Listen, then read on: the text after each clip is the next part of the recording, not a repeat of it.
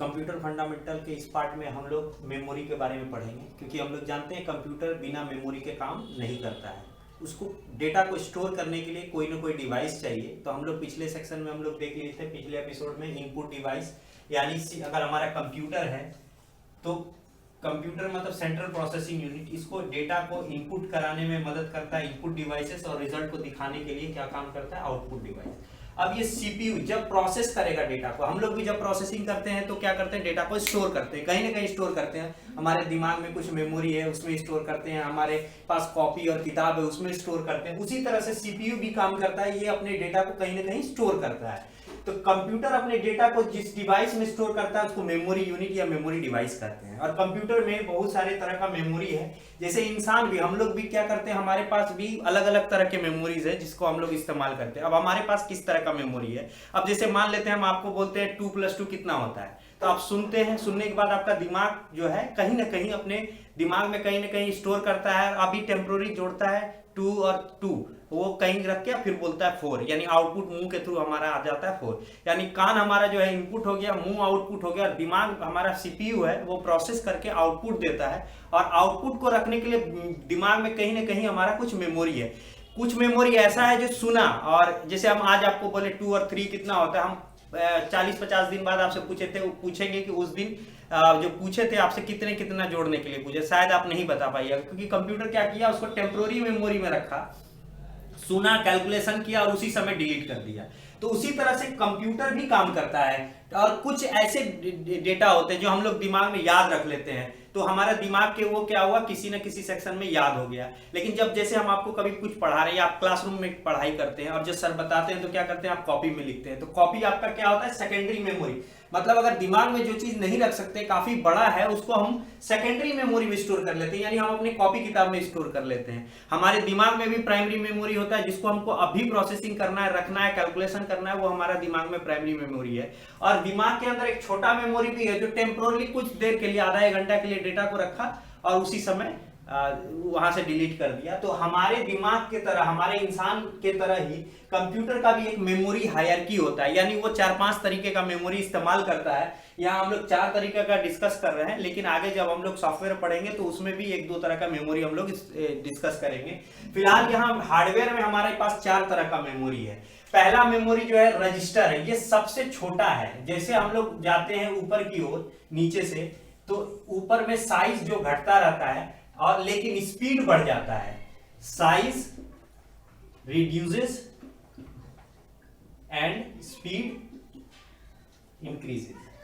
यानी रजिस्टर सबसे फास्ट होता है लेकिन सबसे छोटा भी होता है। ये 16 से लेकर के 64 बिट तक हो सकता है। हम लोग सुने हैं ना, पहले का कंप्यूटर 16 बिट में काम करता था, मतलब एक जीरो एक 1 को एक बिट बोलते हैं। तो एक बिट 16 बिट का मतलब हो गया 16 0 1 एक बार में ये स्टोर कर सकता है। और अब का मॉडर्न कंप्यूटर जो हमारा, जो हम लोग लैपटॉप वगैरह या कंप्यूटर इस्तेमाल करते हैं, वो 64 बिट, यानी एक बार में वो 64 बिट्स को अपने मेमोरी में स्टोर करके रख सकता है। इसका साइज काफी ज्यादा नहीं होता है, लेकिन ये काफी तेज होता है, इलेक्ट्रॉनिक मेमोरी होता है।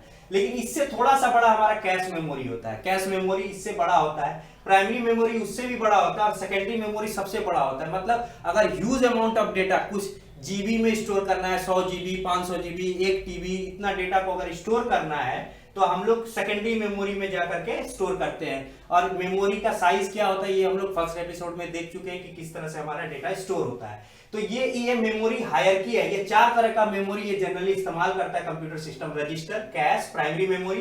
प्राइमरी मेमोरी में 2 तरह का मेमोरी है, रैम एंड रोम। और सेकेंडरी मेमोरी में बहुत सारे तरह का होता है, जैसे आप सीडी देखते हैं, डीवीडी देखते हैं, पेन ड्राइव देखते हैं, हार्ड डिस्क लगा हुआ रहता है, वो एक तरह का मैग्नेटिक डिस्क है। या पहले के जमाने में हम लोग कैसेट में गाना सुनते थे, जिसमें एक बहुत रिबन लगा हुआ रहता था, दूसरा साइड घूमता था, वो मैग्नेटिक टेप होता था। Hard disk CD, DVD optical disk के रूप में। तो इस तरह का हम लोग सेकेंडरी मेमोरी इस्तेमाल करते हैं डेटा को स्टोर करने के लिए।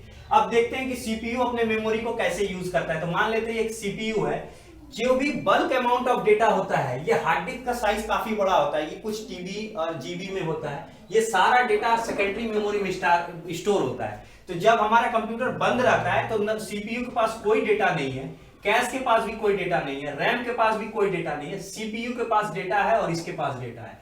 जैसे ही कंप्यूटर को बुक ऑन करते हैं, स्विच का ऑन दबाते हैं तो कंप्यूटर स्टार्ट होता है। समझ लीजिए अब नया बच्चा है, वो जन्म लिया है और इसके पास कोई डेटा नहीं है, उसको कुछ पता नहीं है कि हमको काम कैसे करना है। तो शुरुआती में ये रोम जो के पास कुछ इंस्ट्रक्शंस होता है, वो सीपीयू को देता है। जैसे सबसे पहले वो बोलता है कि अपना हाथ पैर चेक करो, उसको बोलते हैं पावर ऑन सेल्फ टेस्ट। यानी जैसे ही कंप्यूटर को ऑन करते हैं, सीपीयू अपने एसेंशियल डिवाइसेस को चेक करता है, कीबोर्ड है लगा हुआ है कि नहीं, माउस है कि नहीं, रैम है कि नहीं, सबको चेक करता है, सबको सिग्नल भेजता है, वो सिग्नल वापस आ गया मतलब वो ठीक है। तो पावर ऑन सेल्फ टेस्ट यानी सीपीयू को बताता है रोम कि हमको सारे डिवाइसेस, हाथ चेक किया, पाँव चेक किया, दिमाग चेक किया, सब चीज ओके है। इसके बाद सीपीयू बताता है कि आपके सिस्टम में कैश लगा हुआ है, रैम लगा हुआ है, हार्ड डिस्क लगा हुआ है, और रोम के कहने पे जो हार्ड डिस्क में मेरा ऑपरेटिंग सिस्टम है यानी सॉफ्टवेयर है, पहले क्लास में हम लोग डिस्कस कर चुके थे कि बिना सॉफ्टवेयर के हमारा कंप्यूटर काम नहीं करता है। तो ये सीपीयू इंस्ट्रक्शन देगा हार्ड डिस्क को कि ये ऑपरेटिंग सिस्टम को लोड कर दो रैम पे। तो जब एक बार या हमारा कंप्यूटर जब ऑन होता है तो टाइम इसलिए लगता है क्योंकि हार्ड डिस्क से हमारा जो है लोड होता है ऑपरेटिंग सिस्टम रैम पे, और एक बार रैम पे मेरा ओएस लोड हो जाए, ऑपरेटिंग सिस्टम यानी कमांडिंग ऑफिसर यहाँ पे अगर रैम पे आ जाएगा तो रोम से को फिर ज्यादा मतलब नहीं होता, अब सारा जिम्मेवारी संभाल लेता है रैम। अब रैम बताता है कि सीपीयू कैसे काम करेगा, किसको क्या देगा। सीपीयू का स्पीड बहुत है, सारा काम यही करता है, लेकिन इसको इंस्ट्रक्शंस चाहिए, बिना इंस्ट्रक्शंस के कोई भी कंप्यूटर काम नहीं करता है। तो सीपीयू को इंस्ट्रक्शन चाहिए। शुरुआत में जैसे ही ऑन हुआ, जब उसको कुछ नहीं पता था, तो रैम ने उसको सारा कुछ बताया, सारे डिवाइसेस को चेक कराया, ऑपरेटिंग सिस्टम को लोड कराया। अब ऑपरेटिंग सिस्टम रैम पे आ गया, अब सीपीयू इंटरेक्ट करेगा रैम के साथ, यानी कोई भी डेटा, कुछ भी इंफॉर्मेशन, कुछ भी काम करना है, डेटा, इंस्ट्रक्शन, एड्रेस कुछ भी चाहिए तो सीपीयू मांगेगा रैम से, रैम इसको डेटा को रिटर्न करेगा। अब रैम से जो भी डेटा लाएगा, सीपीयू के अंदर यहाँ रजिस्टर्स लगा हुआ रहता है। टेम्पोरली जैसे 2+4 करना है तो 2 को उठाएगा, यहाँ पे रखेगा, फिर 4 को रखेगा यहाँ पे। अब दोनों का आउटपुट 6 को कैलकुलेट करेगा, यहाँ पे रखेगा और वापस फिर रैम में इसको दे देगा। तो फिर अब बात आती है कैश मेमोरी का क्या काम है। तो कैश मेमोरी का काम क्या है, जनरली क्या होता है कि सीपीयू को रैम से डेटा लेने में 80 से 100 नैनोसेकंड का टाइम लगता है, यानी सीपीयू बहुत फास्ट होता है। ये इंस्ट्रक्शंस देने के बाद चुपचाप बैठ जाता है कि अब आराम कर रहा है, अब अगला डेटा आएगा तभी तो सीपीयू प्रोसेसिंग करेगा, अगर डेटा नहीं आएगा तो सीपीयू आराम कर रहा है। यानी हमारा काम करने वाला आदमी बैठ के आराम करे तो मेरा सीपीयू का या कंप्यूटर का स्पीड घट जाएगा, हम उसको और तेज कर सकते हैं। तब एक अरेंजमेंट लगाया गया कि रैम थोड़ा स्लो है, इसको 80 से 100 नैनोसेकंड इंतजार करना पड़ता है, इसीलिए बीच में कैश मेमोरी डाल दिए। ये इसके मुकाबले स्मॉल है और एंड फास्ट मेमोरी है।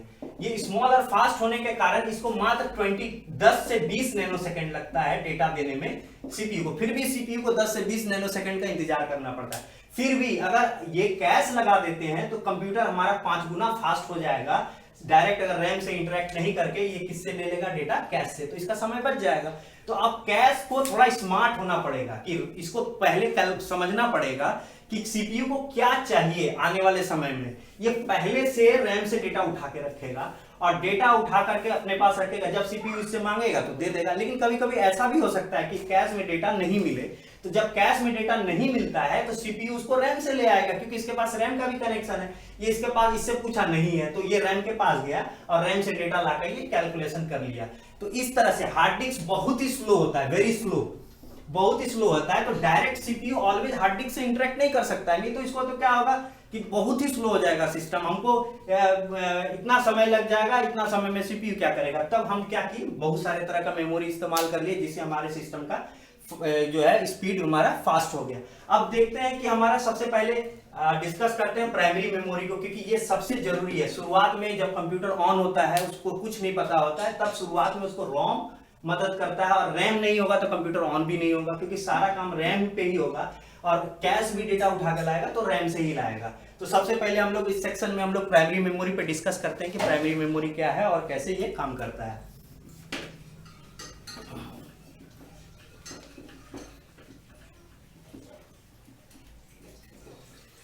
तो हम लोग को तो ये समझ में आ गया कि सीपीयू जब भी इंटरेक्ट करेगा डेटा के लिए, सबसे पहले रैम एंड रोम, बिना रोम के ये स्टार्ट भी नहीं होगा।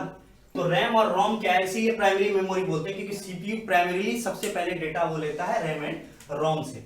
तो अब सबसे पहले हम लोग देखते हैं रैम क्या है। रैम का फुल फॉर्म होता है रैंडम एक्सेस मेमोरी।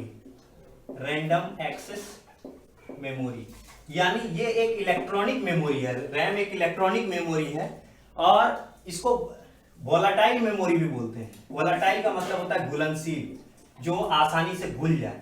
यानी इसमें डेटा जो है तभी तक रहता है जब तक लाइट ऑन होगा। जैसे ही कंप्यूटर बंद होगा इसका डेटा सब खत्म हो जाएगा, इसमें कुछ भी नहीं रहेगा, ये डिलीट हो जाएगा सब। तो इसीलिए इसको रैंडम एक्सेस मेमोरी इसलिए बोलते हैं क्योंकि इस पूरे मेमोरी में सीपीयू कहीं से भी किसी भी लोकेशन से डेटा रीड कर सकता है, किसी भी लोकेशन पे डेटा राइट कर सकता है, इसीलिए इसको रैंडम एक्सेस मेमोरी बोलते हैं। ये वोलाटाइल होता है। वोलाटाइल मतलब इसमें डेटा ज्यादा देर नहीं टिकता, इसको टेम्पोररी मेमोरी भी बोलते हैं क्योंकि इसमें डेटा तभी तक रहेगा जब तक लाइट रहेगा। जैसे ही लाइट हमारा गया डेटा डिलीट हो जाएगा। अब रैम जो होता है हमारा काफी जरूरी है, इलेक्ट्रॉनिक मेमोरी है, वोलाटाइल मेमोरी है। लेकिन रैम भी दो तरह का होता है, एस रैम और D RAM, dynamic RAM. Static RAM और डायनेमिक रैम। स्टैटिक रैम और डायनेमिक रैम में अंतर यह है कि अभी हम लोग डिस्कस किए कि रैम में डेटा नहीं रहता है तो लाइट जाने के बाद चला जाता है, लेकिन डायनेमिक रैम में अगर लाइट रहेगा भी तो भी इसका जो डेटा है डायनेमिक रैम का वो एवरी 0.2 मिली सेकेंड के बाद वो अपने आप डिलीट हो जाता है। तो हमको डी रैम में क्या चाहिए, एक एक्स्ट्रा रिफ्रेश सर्किट चाहिए। अगर ये रिफ्रेश सर्किट होगा, जैसे क्या होता है कभी कभी क्लासरूम में छोटे हम लोग जब तक बैठे रहते थे मेरे क्लास में, तो कोई बच्चा बगल में सो रहा होता था तो क्या हम लोग क्या करते थे, उसको जैसे ही झपकी मारा उसको हम लोग सर देख रहे हैं उसको थोड़ा सा धक्का दे दिए, उठो उठो सर देख रहे हैं। तो उसी तरह से इसको क्या होगा, एक रिफ्रेश सर्किट चाहिए, उसको धक्का मारने वाला चाहिए। जैसे उसको धक्का मारेगा वो भी 0.2 मिली सेकेंड के पहले, अगर 0.2 मिली सेकेंड के पहले अगर धक्का मार देते हैं तो क्या होगा कि वो पूरी तरह से नींद में जाने से बच जाएगा, यानी इसका डेटा बच जाएगा। लेकिन अगर 0.2 मिली सेकेंड के बाद अगर उसको जगाएंगे तो डेटा तो लॉस हो चुका रहेगा। तो इसका जो रिफ्रेश सर्किट होता है वो 0.2 मिली सेकेंड के पहले उसको जगा देता है, तो एक्स्ट्रा रिफ्रेश सर्किट चाहिए होता है। और डायनेमिक रैम बनाने के लिए एक ट्रांजिस्टर और एक कैपेसिटर की जरूरत होती है। इसके मदद से हम डायनेमिक रैम का एक बिट स्टोर करने के लिए हम एक सेल क्रिएट कर सकते हैं, यानी एक रैम का एक सेल एक बिट को स्टोर करता है। तो एक सेल हमारा एक बिट को स्टोर करेगा, तो एक सेल को बनाने के लिए एक ट्रांजिस्टर और एक कैपेसिटर की जरूरत पड़ती है। और डायनेमिक रैम में रिफ्रेश सर्किट चाहिए, जबकि स्टैटिक रैम में कोई रिफ्रेश सर्किट नहीं चाहिए। इसमें जो डेटा एक बार आ गया वो तब तक स्टोर रहेगा जब तक बिजली उसको मिलती रहेगी और एक्स्ट्रा रिफ्रेश सर्किट की भी जरूरत नहीं होगी। इसमें लगभग 6 ट्रांजिस्टर्स की जरूरत पड़ेगी एक सेल को क्रिएट करने के लिए। तो स्टैटिक रैम क्या होता है, थोड़ा साइज बड़ा हो जाता है और ये थोड़ा महंगा हो जाता है, इसीलिए मैक्सिमम हम लोग अपने कंप्यूटर में डायनेमिक रैम का इस्तेमाल करते हैं। स्टैटिक रैम कहीं और एप्लीकेशन होता है, जैसे कैश मेमोरी वगैरह कंस्ट्रक्ट करने के लिए हम लोग एसरैम का इस्तेमाल कर सकते हैं। तो 6 ट्रांजिस्टर्स मिल करके हमको एसरैम की जरूरत पड़ती है और इसका साइज इसके मुकाबले बड़ा होगा, इसका ऑर्गेनाइजेशन इसके ऑर्गेनाइजेशन से अलग होता है। और जो स्टैटिक रैम थोड़ा फास्ट होगा डायनेमिक रैम से और इसको एक्स्ट्रा रिफ्रेश सर्किट की जरूरत नहीं पड़ती है। तो ये हमारा दो तरह का हमारा रैम हो गया। अब हम लोग आते हैं रोम में।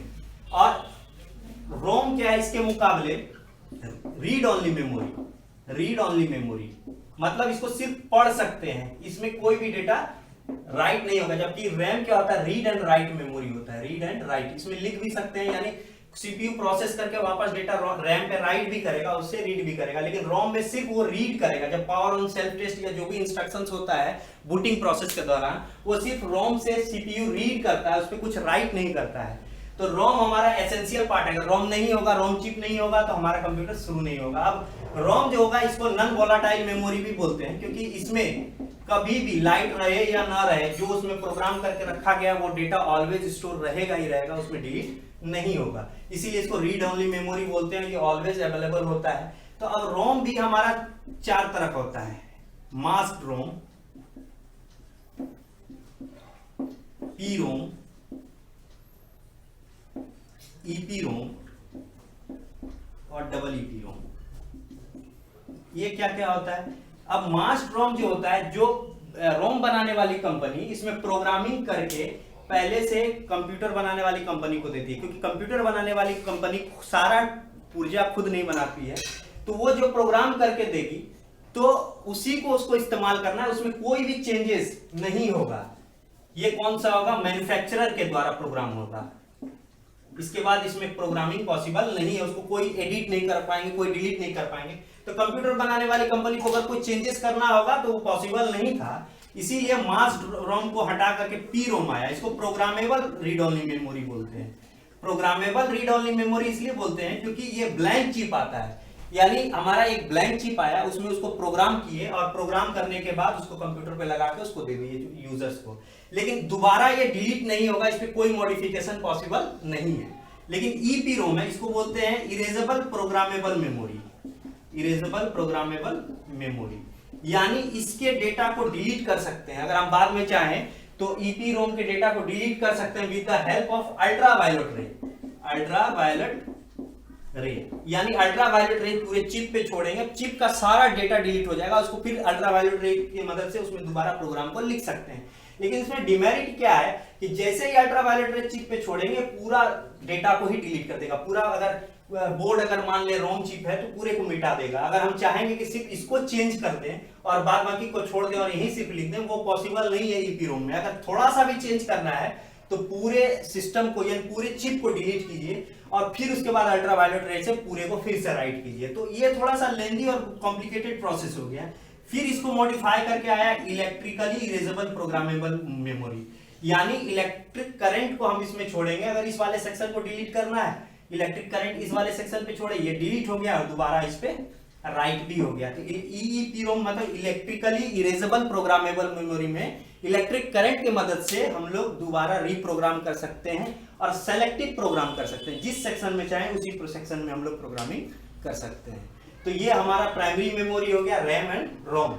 ये बूटिंग प्रोसेस के थ्रू सीपीयू को मदद करता है और जब एक बार बूट हो जाएगा system, operating system hard disk से हमारा रैम पे लोड हो जाएगा तो सारा जिम्मेदारी हमारा रैम संभाल लेता है। यानी अब सीपीयू डेटा के लिए जब भी डिमांड करेगा वो रैम से करेगा।